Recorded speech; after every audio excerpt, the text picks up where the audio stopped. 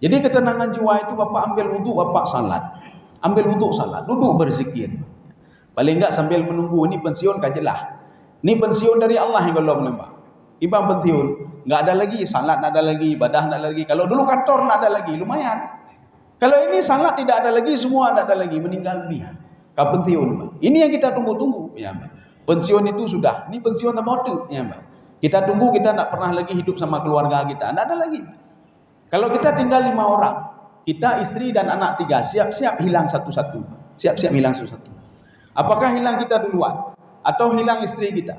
Atau hilang salah satu anak kita? Kita senang tidak senang, kita akan mengalami masa itu. Nyo de kem-kem, limang-limang de kem-kem, tengok gak ada heli tapok. De kem-kem no gak ada heli tapok. Harus siap-siap untuk menghadapi itu. Sebagaimana seorang siap-siap menghadapi pensiun, pasti pensiunnya, Pak. Umur 58, umur 60, atau umur 65, siap-siap pensiun.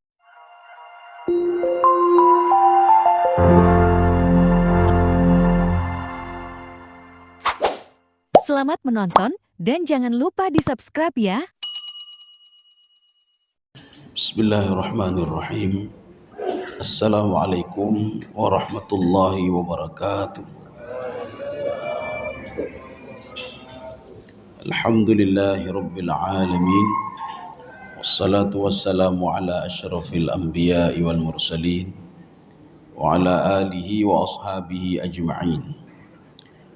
Raditu billahi rabba wa bil islami dina wa bi muhammadin nabiyya wa rasulah. Rabbi shrah li sadri wa yassir li amri wahlul 'uqdatam min lisani yafqahu qawli. Allahumma ja'al jam'ana hadza jam'an marhuma wa tafarruqana min ba'dihi tafarruqan ma'suma. Kaum muslimin dan muslimat sidang jamaah subuh yang dirahmati Allah. Kita lanjutkan kajian tafsir surah Al-Baqarah ayat 74. A'udzu billahi minasyaitonir rajim. Bismillahirrahmanirrahim. Thumma qasat qulubukum min ba'di dzalika fahiya kal hijarah aw ashaddu qaswah wa inna minal hijarati lama yatafajjaru minhul anhar wa inna minha lama yashaqqaqu fayakhruju minhul ma' wa inna minha lama yahbitu min khasyatillah wa mallahu bighafilin amma ta'malun. Ini ayat ini memang lumayan panjang. Kita pilah-pilah saja dulu ya. Jadi yang pertama itu sudah kita bahas pada pertemuan yang lalu, cuma kita ulang sedikit. Tsumma qasat qulubukum mim ba'di dzalik. Ya, coba dibaca. Kemudian setelah itu hatimu menjadi keras seperti batu. Ya, hatimu menjadi keras seperti batu. Ini namanya jumlah iltifat namanya. Ada satu kajian di dalam ilmu tafsir namanya iltifat. Iltifat itu apa? Memalingkan satu kalimat kepada kalimat lain. Maksud hatimu bukan hatimu, hati mereka. Ya, ini iltifat namanya, Pak. Jadi ada satu kitab judulnya Al-Iltifat fil Qur'anil Karim. Jadi itu yang sudah berapa kali dicetak? Ya, sudah berapa kali dicetak? Itu adalah satu disertasi Syekh Muhammad Hasan Tabal, ya pengarangnya itu. Jadi beliau membuat apa? Al-Iltifat fil Qur'anil Karim. Pengalihan-pengalihan kalimat di dalam Al-Qur'an. Jadi nanti di sini kum, maksud kum ini siapa? Kamu, bukan kamu, mereka. Itu Bani Israel itu hatinya sudah kasat. Kasat itu apa? Keras hatinya. Nah, ini terjemahannya. Sekarang kita masuk ke dalam tafsirannya. Summa kita sudah membahas itu litartib wa tarakhi. Secara bertahap-tahap didakwahi oleh Nabi Musa alaihissalam. Secara baik-baik sudah didakwahi, tetapi memang hatinya itu keras. Ya, ini makna kasat. Kalau di dalam tafsir lain, dalam tafsir Al-Baghawi, kasat itu apa? Khurujun minar rahmah walid. Hatinya sudah keluar dari rahmat Allah. Tidak ada lagi rahmat hati itu. Itu maksud kasat. Ada yang mengatakan kasat termasuk dalam tafsir Baydawi. Beliau mengatakan kasat itu apa? Salabah. Hatinya sudah keras. Makanya orang yang tidak berzikir kepada Allah hatinya keras. Itu seperti imam tadi baca. Fawailul lil qasiyati qulubuhum. Maka celakalah bagi orang-orang yang hatinya sudah keras. Kenapa kita cerita tentang hati? Di dalam kajian tasawuf, hati ini merupakan objek kajian. Ya, jadi hati objek kajian. Kenapa kita dilarang ngomongin orang lain? Supaya hati tenang. Kenapa kita tidak melihat maksiat? Supaya hati tenang. Kenapa kita tidak boleh mengambil punya orang lain? Supaya hati tenang. Semua ketenangan hati. Kenapa kita salat? Ketenangan hati. Kenapa kita menjauhi diri dari maksiat? Supaya hati tenang. Makanya hati ini sumber segalanya. Kalau hati sudah tenang, maka tangan juga tenang, kepala tenang, semua tenang. Maka kalau ada orang insomnia, tidak bisa tidur, berarti hatinya bermasalah. Bukan kepalanya bermasalah. Minum terus obat tidur, terlalu bermasalah dia. Paling-paling apa? Sekarang sedang minum itu, tertidur, tidak ada lagi masalah. Waktu bangun tidur, bermasalah lagi. Maka cara mengobatinya, obatilah hati itu. Jadi banyak cara mengobati hati, termasuk berzikir kepada Allah. Kita bersedekah, patuhi perintah Allah. Makanya Imam Al-Ghazali, di dalam kitab beliau, Ihya Ulumuddin, beliau mengatakan, Al-qalbu mithlul malik. Hati ini seperti raja. Kalau raja sudah marah, tangan akan marah juga. Maka ketika mata melihat maksiat, itu refleksi daripada hati yang senang kepada maksiat. Ketika mulut ini ghibah orang lain, ngomongin orang lain, itu refleksi daripada perbuatan hati. Hati kita ini sudah tidak ini lagi. Ya, nampak. Makanya dia ghibah orang lain. Ketika hati ini tidak tenang, maka tangan ini mencuri punya orang lain. Ketika hati tidak tenang, maka dia makan haram. Maka bagaimana caranya? Tenangkan hati ini, semua akan tenang. Semua akan tenang. Makanya kalau tangan ini mencuri, kita berikan sanksi kepada tangan ini, besok mencuri lagi dia. Kalau mata ini lihat maksiat, kita berikan sanksi kepada mata, maka besok akan buat lagi dia. Nyoronyo kalian maksir. Ini kalau lihat sekali lagi, kamu harus begini-begini. Besok buat lagi dia. Tapi kalau yang kita berikan sanksi kepada hati, ya, maka dia akan tunduk dan patuh. Kenapa? Karena hati sudah tunduk, mata juga akan tunduk. Karena dia ini sebagai bawahannya. Apapun perintah raja akan dia lakukan. Tetapi kalau hati sudah rusak, maka lain rusak semua. Maka orang yang sering lihat maksiat itu sudah rusak hatinya. Orang sering ambil punya orang lain sudah rusak hatinya. Orang yang sering tinggal salat, tinggal perintah Allah, tidak mau puasa, hatinya sudah bermasalah. Maka orang seperti ini, hatinya dulu yang kita perbaiki. Sudah perbaiki hati, semua akan baik. Ya. Kaum muslimin sedang jamaah yang dirahmati Allah Subhanahu wa taala. Itu makna tsumma qasat qulubukum. Jadi maka dalam ayat tadi dikatakan, celakalah orang-orang yang keras hatinya dari berzikir kepada Allah. Kalau sudah berzikir sudah susah, maka jangan pernah harap hatinya bisa tenang. Karena Allah mengatakan di dalam Al-Quran, ala bizikrillahi tatma'innal qulub. Dengan berzikir kepada Allah lah hati ini menjadi tenang. Bagaimana berzikir? Termasuk kita zikir lisan. Subhanallah, alhamdulillah, wa la ilaha illallah. Akan membantu hati itu tenang. Atau zikir qalb, zikir hati. Bagaimana zikir hati? Bersabarlah, qanaahlah, tawadhu'lah, jangan riya dalam ibadah, jangan sum'ah, jangan takabur. Jadi ini karena ini penyakit hati. Ya. Jadi bisa juga dengan bersedekah. Kita bersedekah menenangkan jiwa. Kita salat menenangkan jiwa. Jadi bukan zikir lisan saja, tidak. Salat kan zikir juga. Kenapa? Karena di dalam pertama dari takbir sampai terakhir semua berisi zikir-zikir pada Allah Subhanahu wa taala.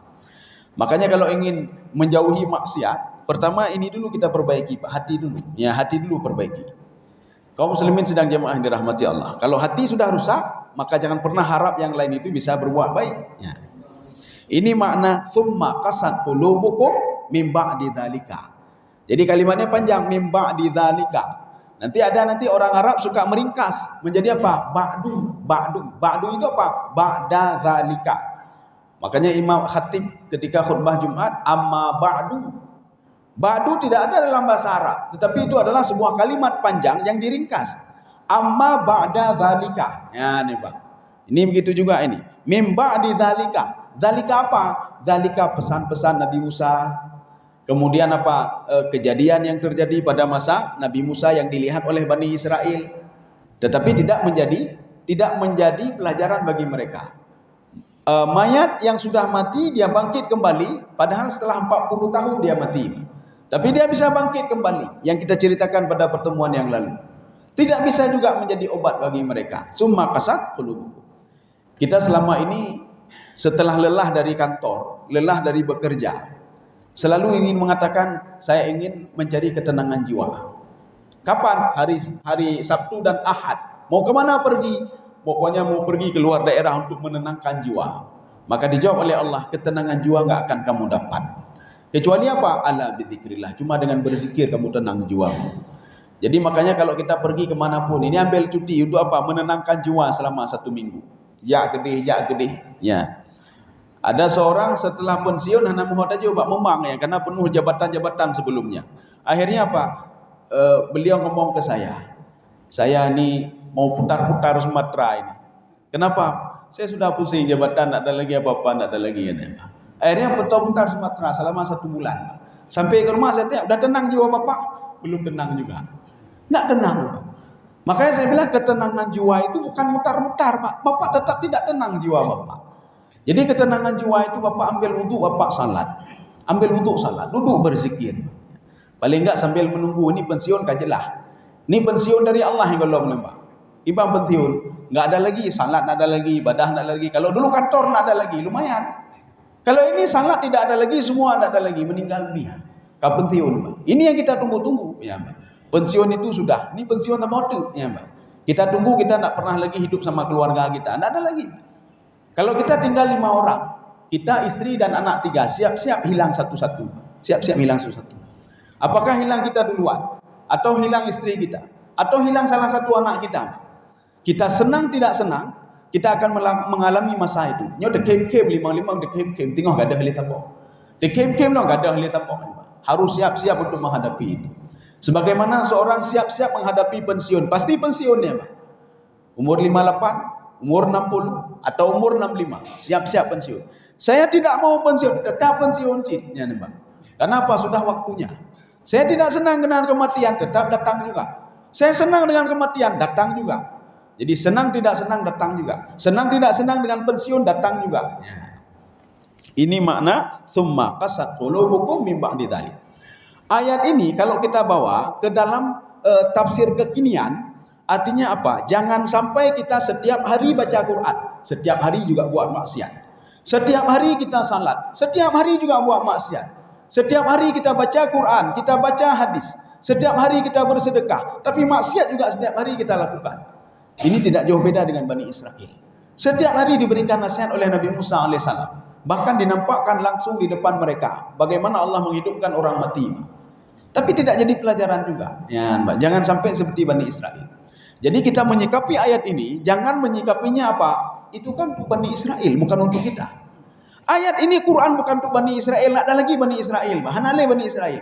Ini untuk umat Muhammad sallallahu alaihi wasallam, rahmatan lil alamin. Makanya contoh-contoh dulu untuk pelajaran bagi umat Muhammad sallallahu alaihi wasallam. Jangan jadi seperti Bani Israel yang mereka itu diangkat-angkat, diagungkan oleh Allah Subhanahu wa taala di dalam Al-Qur'an. Wa inni faddaltukum 'alal alamin. Tapi setelah itu apa? Mereka dihina oleh Allah Subhanahu wa taala. Gara-gara apa? Tidak menjadi pelajaran. Yang diberikan nasihat oleh Nabi Musa tidak menjadi pelajaran. Nasihat oleh Nabi Isa tidak menjadi pelajaran. Kita begitu juga, jangan bangga dengan status kuntum khaira ummatin. Kami sebaik umat, tapi maksiat buat terus, Pak. Ya, bagaimana sebaik umat? Jadi artinya sama nanti seperti Bani Israel. Mereka mengatakan kami kaum hebat. Bagaimana hebat kalau kalian Nabi sendiri kalian bunuh? Nabi Zakaria siapa yang bunuh? Yahudi. Nabi Yahya siapa bunuh? Yahudi juga. Perencanaan pembunuhan terhadap Nabi Isa siapa? Yahudi juga. Ya, Yahudi juga. Maka Allah mengatakan dalam Al-Quran, kalian mengatakan kalian ini adalah kekasih Allah. Kalian dekat denganku. Tapi kenapa kalian bunuh para nabi kalian sendiri? Ya. Keturunan mereka sendiri dibunuh, apalagi yang bukan keturunan mereka. Kaum muslimin sedang jamaah yang dirahmati Allah.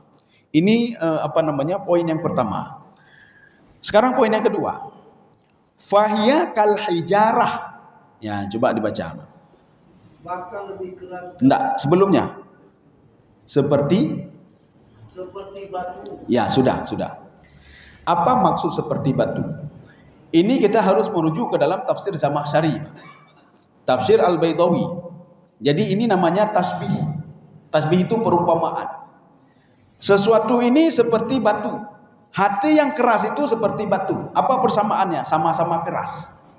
Batu itu sifatnya keras. Ketika beratnya juga begitu juga. Begitu juga hati. Hati yang tidak berzikir sama seperti batu. Ini namanya tasbih dalam kajian ilmu balaghah. Maka kalau kita ingin mengkaji lebih dalam, maka bukalah tafsir Zamakhsyari. Beliau secara rinci menjelaskan tentang ini. Contoh lain.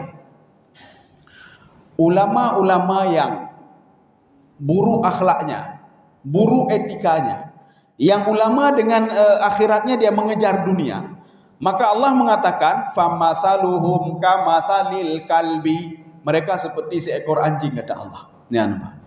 Bagaimana seekor anjing? In tahmil alaihi yalhath au tatrukhu yalhath. Ketika mereka itu tidak diberikan makan, tetap menjulurkan lidah minta lagi. Ada lagi. Ya, Pak. Ini Allah umpamakan apa? Ulama beruakai, Pak. Ulama yang tidak punya etika dan akhlak. Dia menjadikan akhiratnya untuk mengejar dunia. Maka Allah katakan, famathaluhum kamathalil kalbi, mereka seperti seekor anjing. Apanya seperti anjing? Watak dan sifatnya, Pak. Yang selalu mendatangi tuannya, anjing itu, ketika sudah diberikan makan datang lagi dia. Nalau, Pak. Kalau tidak diberikan, intatruhu alaihal hath. Ketika tidak diberikan makan lagi, dia menjulurkan lidah. Ada lagi untuk saya, ada lagi jatah saya. Ya, Pak. Jadi ini ulama su. Ini namanya tasbih namanya. Ya, tasbih perumpamaan. Artinya apa? Perumpamaan ulama yang bobrok akhlaknya seperti seekor anjing, yang seekor anjing itu tidak mau tahu dia. Siapapun yang memberi makan kepada dia itu adalah tuannya. Termasuk pencuri. Maka dia tidak bisa membedakan mana pencuri, mana orang baik. Yang jelas siapa yang memberikan makan kepada dia itu orang paling baik sama dia. Walaupun yang memberi makan adalah seorang pencuri. Ya.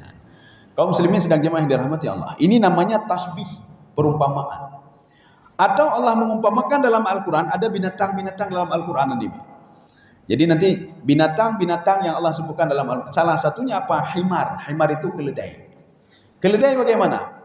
Bani Israel yang dia bangga dengan kitabnya Taurat. Dia bangga, kami diturunkan Taurat kepada kami, pada Nabi Musa alaihissalam, kami adalah umat yang terbaik. Wa inni faddaltukum 'alal alamin.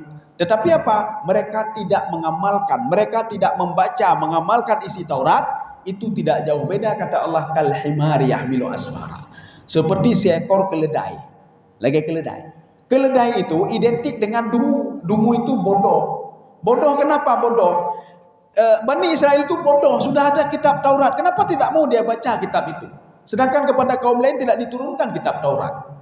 Ini kalau kita tafsirkan kepada tafsir kekinian, maka bodohlah umat Muhammad itu yang diberikan Al-Quran tidak mau dia baca Al-Quran. Tidak mau dia baca Al-Quran. Dia cuma pegang-pegang saja. Di rumah saya banyak Quran. Dia pegang Quran. Tapi tidak tahu isi Quran. Dia tidak bisa baca Al-Quran. Ini juga sama kamathalil himari yahmilu asfara. Seperti seekor keledai bangga dengan bawaannya. Dia bawa apa dia? Kitab-kitab dia bawa, tapi dia tetap bodoh.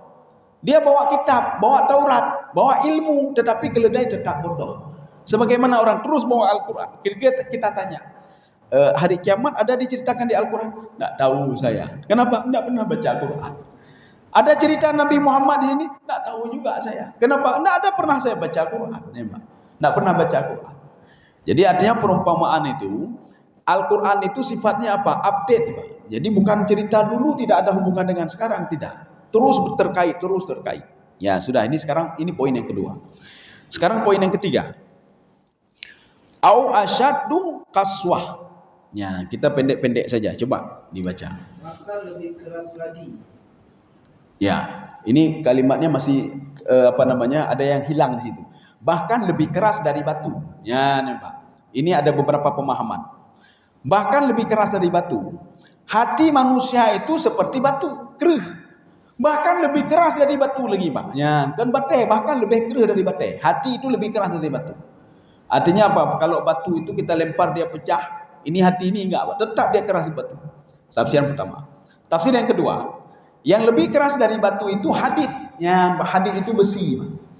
Jadi makanya apa? Hati mereka lebih keras daripada besi. Dari besar, lebih keruh dari besar. Makanya Allah Subhanahu wa taala dalam Al-Qur'an mengatakan, kalau kalian tidak mau, kalian sudah syirik kepadaku, kalian tidak mau mendengarku, enggak apa-apa. Kunu hijaratan aw hadida. Jadi batu saja dan jadi besi saja, Pak. Artinya apa? Dia labil terus seperti itu, Pak. Kalian terus musyrik terus.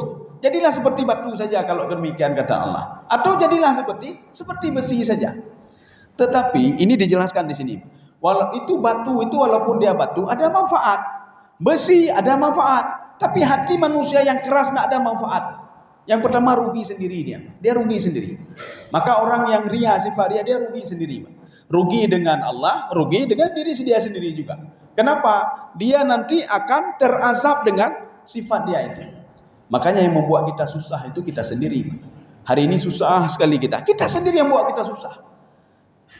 Makanya kita itu apa? Bersihkan dulu hati. Kalau kita kotori hati yang susah juga kita. Ketika kita dengan Allah juga bermasalah dengan Allah. Ketika hati kita kotor, kita juga bermasalah dengan masyarakat. Dengan masyarakat bermasalah. Kan rugi namanya, Pak. Kita rugi. Makanya batu itu walaupun keras ada manfaat. Jadi pegang rumah orang bete, jadi pegang rumah yang bete. Besi kita bisa buat rumah. Tapi hati kalau sudah kotor, tangan-tangan ini bisa kotor ya, Pak. Hati kalau kotor, semua anggota tubuh bisa kotor. Maka kalau ada orang masih berbuat maksiat, artinya apa? Salatnya tidak bisa membentuk karakter hatinya. Sedekahnya tidak bisa membentuk karakter hatinya. Ada apa dengan salatnya? Berarti hanya khusyuk salat, Pak. Berarti tidak khusyuk salatnya. Berarti tidak benar salatnya. Sehingga salatnya tidak sanggup membentuk hatinya. Oh, sedekah dia selalu bersedekah, tapi kenapa masih keras hatinya? Sedekahnya berarti tidak benar. Coba perbaiki dulu sedekahnya, insya Allah hatinya juga terperbaiki. Ini bersedekah tapi ada niat lain. Bagaimana hatinya mau bersih? Kaum muslimin sidang jamaah yang dirahmati Allah Subhanahu wa taala. Jadi makanya ada orang berzikir untuk membersihkan hati. Astaghfirullah, astaghfirullah, astaghfirullah. Ini kata Syekh Dr. Yasir Burhami, banyak di antara mereka yang masih berbuat maksiat juga. Masih temena agak Mbak. Zikir-zikir astaghfirullah, astaghfirullah. Temena api cukup. Ya, temena lagi. Apa namanya? Bapak bahasa Indonesia ya? Temena. Memaki, mencaci maki ya. Mencaci maki orang lain. Terus mencaci maki. Ini tidak benar, itu tidak benar. Ya, tapi hati berzikir terus. Artinya Pak, zikirnya itu tidak berhasil melembutkan hatinya. Kalau zikirnya tidak benar, berarti ada masalah dengan zikirnya, Pak. Ya, ada masalah. Apakah dia ria dalam berzikir atau tidak sepenuhnya karena Allah Subhanahu wa taala. Kaum muslimin sedang jamaah yang dirahmati Allah. Sekarang kita lanjut poin yang keempatnya. Wa inna minal hijarati lama yatafajjaru minhul anhar. Ya, coba. Padahal di antara batu-batu itu sungguh ada yang mengalir sungai-sungai daripadanya. Ya, sudah. Dari batu itu ada mengalir sungai daripadanya. Apa maksudnya? Kalau hati kamu keras, tidak ada manfaat. Batu itu walaupun keras, coba lihat di gunung, Pak. Keluar air dari batu itu, memberikan manfaat pada manusia. Walaupun keras batu itu. Hati kamu walaupun keras, tidak ada manfaat apa-apa. Bahkan mudarat, ya, Pak. Artinya sauget batengannya. Lebih bagus batu lagi ada manfaat. Kita sudah hati bro akai gegap. Artinya apa? Tidak ada manfaat sama sekali. Tangan juga buat maksiat, seluruh anggota tubuh buat maksiat. Batu walaupun keras, dia mengeluarkan air dari situ, ya, mengeluarkan air. Makanya Nabi Musa alaihissalam ketika minta air kepada Allah, Allah mengatakan apa? Idrib bi'asakal hajar fanfajarat min huthnata asyrata aina qad alima kullu unasim mashrabahum. Ya. Ketika minta air Allah mengatakan pukul batu itu akan keluar 12 mata air. Ada manfaat batu, ada manfaat. Pada suatu hari, hadis ini ada dalam riwayat Muslim, hadis ke-2000 sekian. Rasulullah mengatakan, terjemahannya begini. Saya baru tahu, kata Rasulullah, ketika saya belum diangkat menjadi Rasul, ada sebuah batu yang selalu mengucapkan salam kepada saya. Assalamualaikum ya Muhammad. Assalamualaikum ya Muhammad. Jadi artinya apa? Orang tidak ada. Maka Rasulullah setiap ada ucapan salam langsung dijawab. Apakah dari jin, dari siapa saja, dari tumbuhan, dari batu, langsung dijawab. Tapi Rasulullah nggak melihat orangnya. Assalamualaikum ya Muhammad. Waalaikumsalam. Jalan. Assalamualaikum. Waalaikumsalam. Menyebutnya urut daplung apa? Ada batu mengucapkan salam. Assalamualaikum. Ana urung lo. Plung itu. Ya, Mbak. Kenapa? Nyoka manusia jin dua, Mbak. Kalau bukan makhluk makhluk gaib, makhluk syahadah yang bisa kita lihat. Tapi Nabi Muhammad mengatakan, saya baru tahu sekarang kalau yang memberikan salam kepada saya adalah sebuah batu. Akhirnya batu itu malu-malu dia Rasulullah mengatakan, rupanya kamu yang memberikan salam kepada saya, kata Rasulullah SAW selama ini. Itu kan salah satu mukjizat Rasulullah juga, mukjizat Rasulullah sallallahu alaihi wasallam. Artinya bisa berdialog dengan seperti batu, tumbuh-tumbuhan, binatang. Binatang kan pernah mendatangi Rasulullah. Jadi ada seekor onta yang dipukul-pukul oleh tuannya, dipukul selalu oleh tuannya. Akhirnya binatang ini melapor ke Rasulullah, ya Muhammad, ya. Katanya roh daplung pak binatang ini khabar, ya. Sedang tasi mano ilapor katanya. Oh, makai thilo kai lo tinggal anu ni pak ya. Jadi rupanya onta tadi melapor ke Rasulullah, ya Muhammad, kamu tahu enggak kenapa tuan saya memukul-mukul saya? Karena kerja saya tidak efektif. Kamu tahu enggak Muhammad, kenapa saya tidak efektif kerja? Saya tidak dikasih makan dari pagi. Dia lupa kasih makan saya. Akhirnya Rasulullah mengatakan, ini onta siapa ini? Yang punyanya 7 tangan. Saya, ya Rasulullah. Malah sekali dia, ya Rasulullah. Sudah saya pukul berapa kali, nak mau kerja. Kamu lupa kasih makan dia tadi pagi. Teringat enggak? Oh ya Rasulullah, aku mau lonjong pun ya Rasulullah. Baru diberikan makan. Binatang bisa ngomong dengan Rasulullah SAW. Ya. Tetapi ini tidak diberikan ini kepada kita manusia biasa ini. Kalau diberikan juga kabeh ini, Pak. Ada burung-burung dalam sangkar, pakai apa? Itu nak dan ini, Pak. Atau apa yang kita ikat binatang dan lain sebagainya. Itu nak dan ini, Pak. Maka diberikan kita untuk tidak memahami bahasa binatang. Kaum muslimin sedang jemaah yang dirahmati Allah. Ini batu, Pak. Batu walaupun keras ada manfaat, ada faedah. Dia bisa memberikan faedah kepada yang lain, mengeluarkan air, Pak. Coba lihat di gunung itu, dari sela-sela batu dia keluar. Ya, sudah. Kita lanjut poin selanjutnya. Wa inna minha lama yashaqqaqu fayakhruju minhul ma. Dan di antaranya sungguh ada yang terbelah, lalu keluarlah mata air daripadanya. Ya, ini batunya Nabi Musa tadi, Pak. Sebagian batu dari belahan-belahan batu itu bisa keluar air. Kalau ini dari pecahan batu itu bisa keluar air. Artinya ada manfaat. Makanya Nabi Musa alaihissalam setelah 10 tahun. Nabi Musa dikejar oleh Fir'aun ketika membunuh itu umur 30 tahun. Beliau lari dari Mesir itu menuju Yordania umur 30 tahun. 10 tahun bersama Nabi Syuaib alaihissalam. Ketika menikahi 2 anaknya, setelah 10 tahun umurnya genap 40 tahun. 40 tahun disitulah Nabi Musa diangkat menjadi Rasul. Kapan diangkat? Ketika Allah Subhanahu Wa Taala mengatakan, Ana rabbuka fahla'na 'alaika. Disitulah mulai diangkat menjadi Rasul. Umur berapa? 40 tahun. Sebelum berangkat ke Mesir, Nabi Musa mengatakan kepada mertuanya, saya sudah rindu sama ibu saya. Rindu. Sudah 10 tahun, Pak. 10 tahun. Saya lari dari Mesir punya alasan. Karena Fir'aun akan membunuh saya. Ya, apa kata Nabi Syuaib? Kamu tenang saja. Diberikanlah tongkat. Tongkat, satu lagi batu. Pak. Batu itu seukuran ini, Pak. Ya, seukuran ini. Jadi artinya ukurannya sama. Kalau dalam tafsir itu disebutkan murabba. Murabba itu segi 4. Itulah yang dibawa oleh Nabi Musa alaihissalam. Ada beberapa opini-opini yang mengatakan itu batu itu apa? Pemberian Nabi Syuaib. Ada yang mengatakan dari mana Nabi Syuaib? Itu juga pemberian dari malaikat Jibril, ya, yang diberikan kepada Nabi Syuaib alaihissalam. Batu dari mana? Batu dari surga. Ada yang mengatakan bukan dari surga, tetapi batu Nabi Syuaib. Yang diberikan kelebihan oleh Allah, batu itu bisa mengeluarkan air. Tapi Nabi Musa tidak tahu. Nabi Musa tidak tahu kalau batu itu bisa mengeluarkan air. Dan Nabi Musa tidak tahu kalau tongkat itu bisa bisa jadi ular dan bisa membelah laut menjadi 2. Tidak tahu. Bahkan Nabi Syuaib sendiri tidak tahu kalau tongkat bisa menjadi ular dan membelah lautan menjadi 2. Dia bawa itu. Untuk apa batu tadi? Ya, di dalam tafsir itu disebutkan batu itu dia untuk bisa tidur di atas batu itu. Maka dibawa selalu batu itu. Kan lebih lebih. Jadi kalau nanti apa mau tidur dia bisa tidur. Ya, batu itu terus dia bawa. Ya. Kaum muslimin sedang jamaah yang dirahmati Allah Subhanahu Wa Taala. Nyoho bunoh. Ya. Ketika batu ini, Nabi Musa berdoa kepada Allah, ya Allah berikan kami air. Allah mengatakan, itu batu yang kamu pegang itu, coba kamu pukul batu itu. Nabi Musa juga, kok bisa keluar air? Akhirnya dipukullah batu itu, Pak. Di setiap sudut itu keluar tiga mata air, tiga mata air, tiga mata air, tiga mata air, sehingga semuanya menjadi 12 mata air, ya, Pak. Makanya di situ apa? Mereka itu sudah seperti tertulis, ini kaum ini kaum ini kaum ini, sampai 12 kaum. Mereka itu menurut mata airnya sendiri. Maknanya sekeras-kerasnya batu, dia akan mengeluarkan air, memberikan manfaat juga kepada manusia. Sebagaimana batunya Nabi Musa alaihissalam. Sudah, sekarang poin selanjutnya.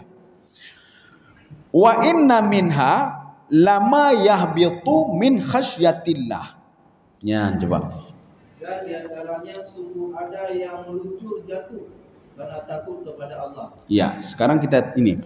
Apa maksud takut kepada Allah? Apakah, coba sekarang pergi ambil Quran.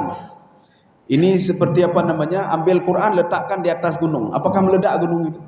Ya, tidak. Kemudian ambil Quran, letakkan di atas kuburan. Apakah mayat bangkit? Tidak juga, ya, Pak. Jadi kenapa batu itu kok takut? Apa maksud takut batu kepada Allah? Jadi di dalam tafsir Baitawi, kita ambil punya Baitawi, Pak, ya. Yang dimaksudkan khasyah di sini adalah al-inqiyad. Itu sebuah kalimat majaz, al-inqiyad. Artinya apa? Batu itu patuh dan taat kepada Allah, apapun yang diperintahkan oleh Allah. Salah satunya apa?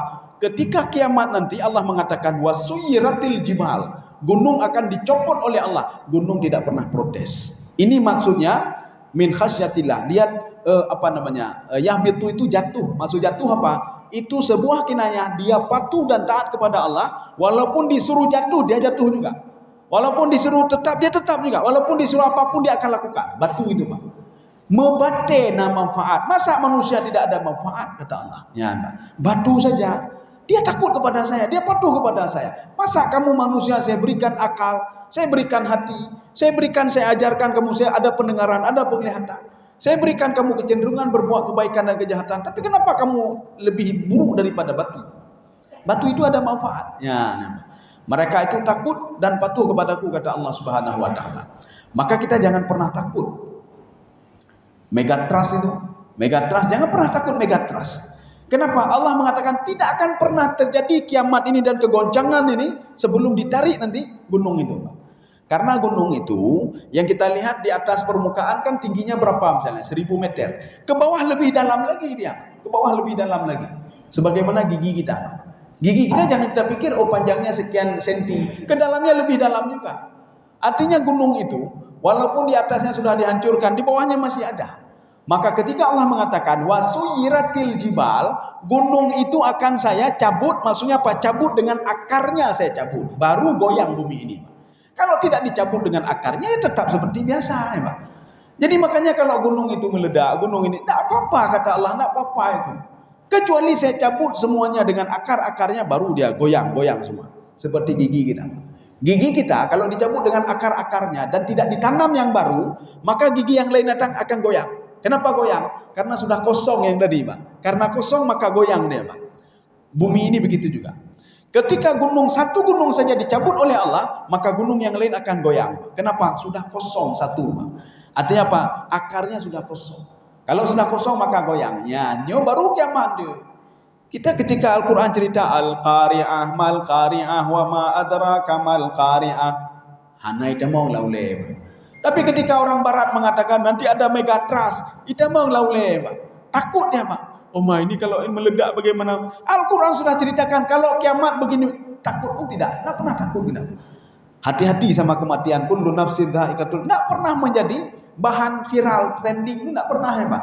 Tetapi ketika nanti megatrust viral, Pak, viral, hati-hati. Padahal Al-Quran mengatakan nanti kiamat itu terbang, gunung menduipa. Tidak pernah terbayang oleh manusia nanti gunung terbang. Tidak pernah takut dia pun. Hanayo, Pak. Ya. Ini maksud yahbitu min khasyatillah.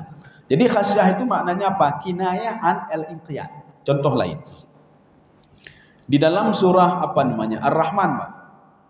Dalam surah Ar-Rahman Allah berfirman, wan najmu wasyajaru yasjudan. Ya, Pak.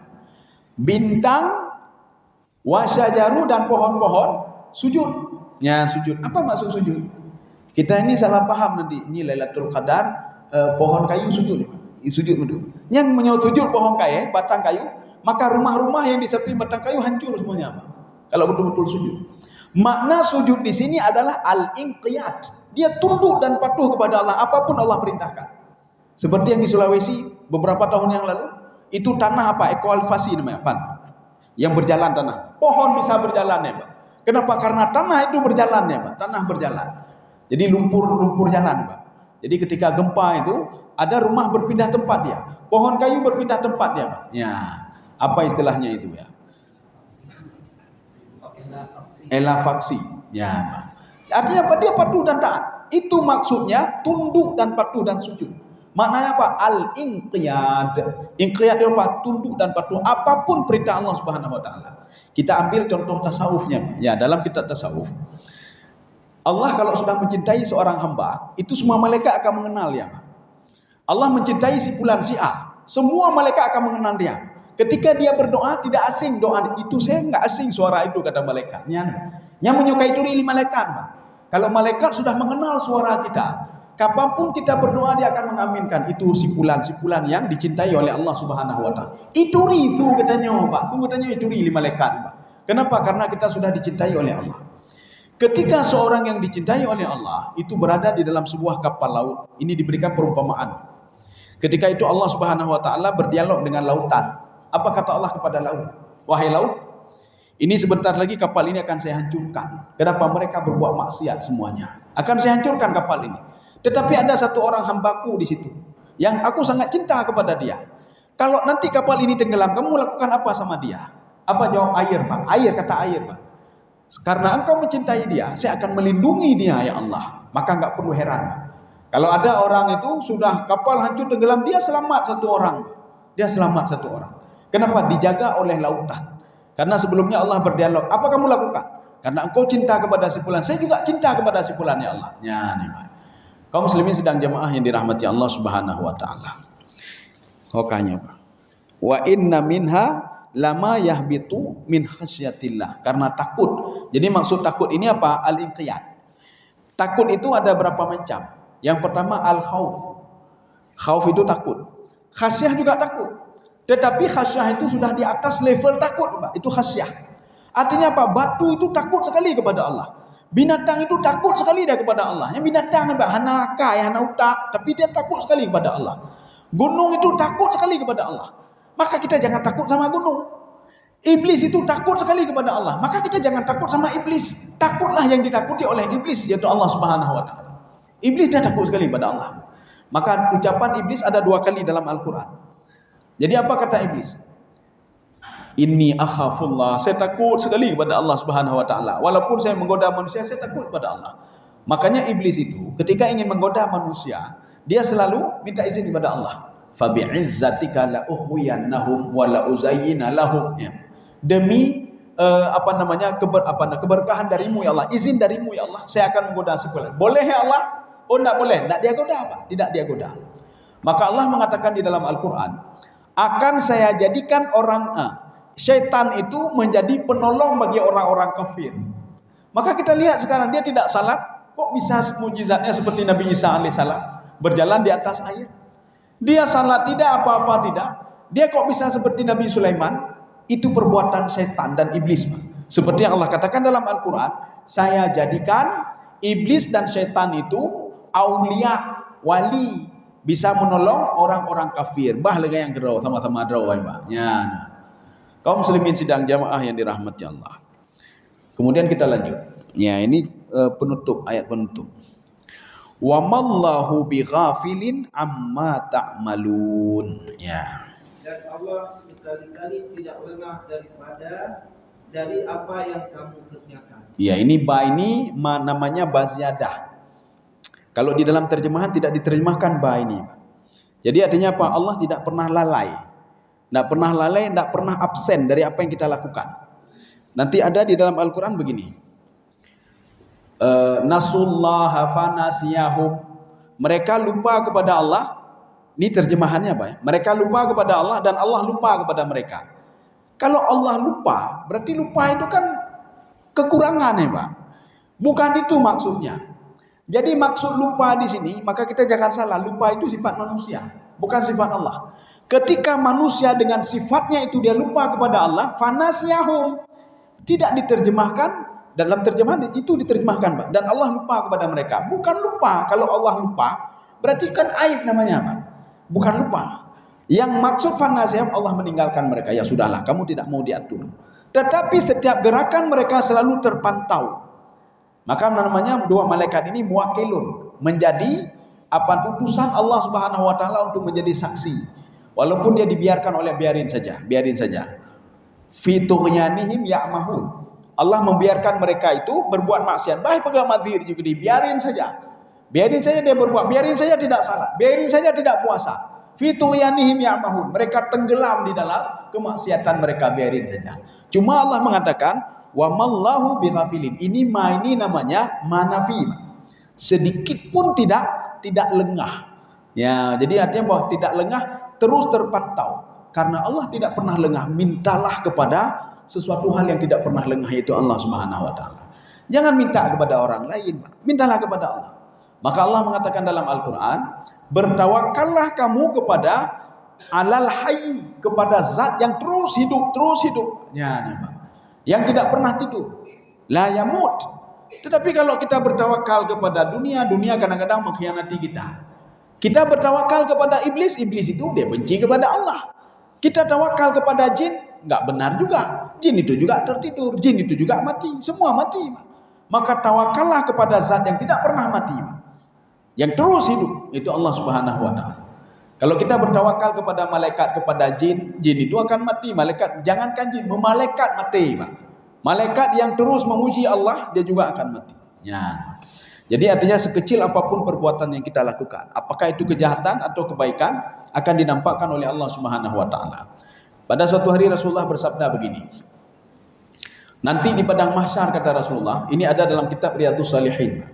Nanti di padang mahsyar, saya akan dinampakkan oleh Allah perbuatan yang paling kecil yang dilakukan oleh hambaku. Setiap hambaku akan dinampakkan kepadaku yang paling kecil, kata Rasulullah.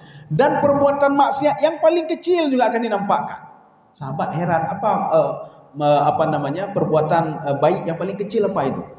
Rupanya Rasulullah mengatakan apa? Memindahkan duri dari jalan. Itu juga masuk dalam kategori perbuatan kebaikan. Kita melihat duri jalan, kita ambil, kita pindah. Itu kebaikan, sekecil apapun itu. Rasulullah akan dinampakkan oleh Allah, si fulan ya Muhammad sudah melakukan ini ya Muhammad. Sudah. Yang kedua, perbuatan maksiat paling kecil apa itu? Meludah di dalam masjid. Ludah dalam masjid. Dah lewat, ludah dalam masjid. Artinya mudarat sama orang lain. Walaupun kita bilang, enggak apa-apa, ludah kan bukan najis ya Pak. Memang bukan najis, tetapi bisa mudarat orang lain ya Pak. Ketika yang sujud pekan lebih dah, berarti kayak ludah nih Pak. Ya. Jadi artinya apa? Mudarat orang lain. Ini akan dinampakkan juga. Kenapa demikian? Coba lihat orang Arab ini. Yang nurung Arab kebiasaan meludah di mana dia? Di karpet meludah. Lalangkan tu meludah. Ya, kaum muslimin sedang jamaah yang dirahmati Allah Subhanahu wa taala. Jadi makanya nanti kalau ada pertanyaan begini. Kenapa kita ada dua malaikat? Apakah Allah tidak sanggup untuk mendeteksi kita? Padahal Allah sudah mengatakan wa mallahu bighafilin amma ta'malun. Ini dua malaikat ini, tidak ada dua malaikat pun tidak apa-apa sebenarnya. Dua malaikat untuk apa? Sebagai saksi saja. Dan perlu kita ingat, tidak semua catatan dua malaikat ini diterima oleh Allah. Dan tidak semua kebaikan yang kita lakukan dicatat, tidak semuanya diterima. Dan tidak ada yang tertulis, tidak mesti yang tertulis. Ada yang belum ditulis oleh malaikat yang harus disuruh tulis oleh Allah Subhanahu wa taala. Mana buktinya? Ini dua malaikat ini akan menghadap Allah itu 2 kali. Ini subuh ini sudah menghadap. Ini sudah malaikat lain di samping kita, Pak. Di samping kita malaikat lain, Pak. Catatan masih kosong. Mungkin tidak kosong, ada 1 jam yang lalu mereka terus menulis. Nanti waktu asar, 2 malaikat ini melapor kepada Allah. Ya Allah, si fulan sudah salat subuh. Si fulan dia berzikir, si fulan baca Quran. Apa kata Allah? Ambil ibadah dia, lempar ke mukanya, kata Allah. Malaikat mengatakan, ya Allah, saya saksi dia itu baca Quran. Saya saksi kalau dia salat sunnah, dia salat duha. Apa kata Allah? Kamu tidak tahu isi hatinya apa. Hadza firaqu baini wa bainik. Ini bedanya saya sama kamu. Kamu apa yang kamu lihat, kamu catat, kata Allah. Tapi kamu tidak tahu dia baca Quran untuk siapa. Bukan untuk saya dia baca Quran, bukan gara-gara saya dia baca Quran. Bukan karena saya dia baca Quran. Maka bacaan Quran dia tidak saya terima. Dia salat bukan gara-gara saya, kata Allah. Tidak saya terima. Jadi bagaimana ya Allah? Kosong dia ibadah hari ini, nol. Maka jangan terkejut kita. Catatan kita dari pagi sampai sore nanti nol, tak punya apa-apa. Walaupun kita ada salat. Kemudian setelah itu Allah menyuruh kepada malaikat. Ya malaikat, tolong catat ibadah si fulan. Catat ini, catat itu. Malaikat heran. Apa kata malaikat? Madza sa'aktub walam ya'mal syai'an. Saya mau catat apa? Dia tidak berbuat apa-apa ya Allah. Nah, makanya itulah beda saya sama kamu. Dia walaupun banyak tidur, ledengan ngejaga, tetapi apa? Hatinya tenang. Dia niat yang baik-baik, ya, Pak. Tidak pernah niat yang jahat-jahat untuk orang lain. Tidak pernah suudzon kepada orang lain. Ketika mau tidur dia baca doa lagi. Dia niat yang baik. Ini nanti bangun dari tidur saya mau cari kerja yang halal. Niat dia baik. Catat yang ada dalam hati dia. Ya, makanya ada catatan yang tidak ada sama malaikat kemudian disuruh tambah oleh Allah Subhanahu wa taala. Di padang mahsyar begitu juga. Tidak semua catatan malaikat ketika malaikat diberikan sebagai saksi nanti. Termasuk Nabi Muhammad. Jadi saksi kita banyak. Saksi kita nanti di padang mahsyar termasuk anggota tubuh kita. Itu menjadi saksi kalau kita berbuat maksiat. Anggota tubuh kita menjadi saksi kalau kita ini patuh dan taat kepada Allah. Satu. Yang kedua, yauma idzin tuhadditsu akhbaraha. Kata Ibnu Abbas, yang ada di sekeliling kita sebagai saksi. Tiang ini saksi. Ambal ini menjadi saksi. Tanah menjadi saksi kalau kita ada datang ke masjidnya. Yang ketiga, para dua malaikat menjadi saksi. Kalau kita berbuat ini, berbuat itu, kita berbuat maksiat, dua malaikat menjadi saksi. Yang keempat, Nabi Muhammad sallallahu alaihi wasallam menjadi saksi juga. Wajibna bika ala haula'i syahida. Maka Nabi Muhammad nanti menjadi saksi kita di padang mahsyar. Makanya Allah Subhanahu wa taala ketika ada umat Muhammad yang dimasukkan ke neraka, Nabi Muhammad, acikalah Muhammad. Ini umatmu ya Muhammad, kamu menjadi saksi. Kalau tidak salat kira-kira kemana masuk Muhammad? Ya. Ke neraka. Saya masukkan ke neraka. Kamu menjadi saksi. Saya tidak mendalimi umatmu ya Muhammad. Karena dia berbuat seperti ini. Dia salat, dia puasa, dia bayar zakat. Tetapi dia itu apa? Itu menagap, buat maksiat. Kira-kira kemana Muhammad? Ke neraka. Ya, maka saya masukkan ke neraka. Saya tidak mendalimi hambamu ya Muhammad. Umatmu ya Muhammad. Ya, menjadi saksi. 4 saksi. Pak. Ya. Belum lagi yang lain nanti. Bagaimana yang lain? Ada manusia-manusia yang kita hidup pada masa dia. Dia mengatakan, saya sebagai saksi ya Allah dia tidak mengajak saya kepada kebaikan. Ya udah lagi Pak. Kau kena ngelam tanya Pak. Saya saksi ya Allah ketika salat berlangsung dia pergi salat sendiri, dia tidak pernah mengajak saya. Kau kena ngelam tanya Pak. Ada saksi-saksi manusia lagi Pak. Ya. Saya rasa cukup sekian. Ya, jadi mudah-mudahan ada manfaat bagi saya sini jemaah sekalian. Subhanakallah bihamdika asyhadu an la ilaha illa anta astaghfiruka wa atubu ilaik. Assalamualaikum warahmatullahi wabarakatuh.